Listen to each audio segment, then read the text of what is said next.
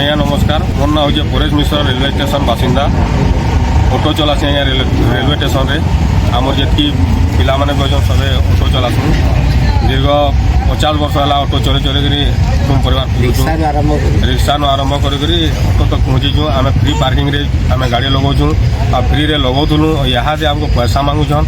आम तो पैसा के न पाइमु आज्ञा। आमर कुटुंब परिवार चलाबार के आमको बहुत मुश्किल होउछे। आम के न पाइमु आम पैसा देकर आम लगे पारमु।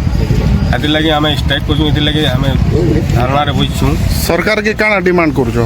आमको फ्री दरकार, आमको पार्किंग दे दरकार, फ्री पार्किंग। आम सेन जेना कमे घे पारमु। यानी पैसा मांगुछन? यादे पैसा मांगुछन। नेले केस सेवा बुरुछन।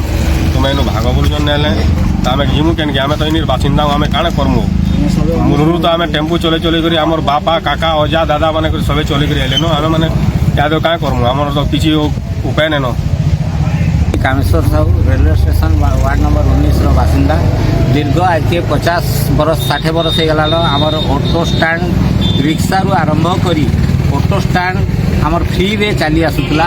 वर्तमान से फ्री ऑफ कॉस्ट जगह की हमने पेएबल करबे के चाहूछन, किंतु आमे हेटा हम हेबा के ना देबा के चाहू।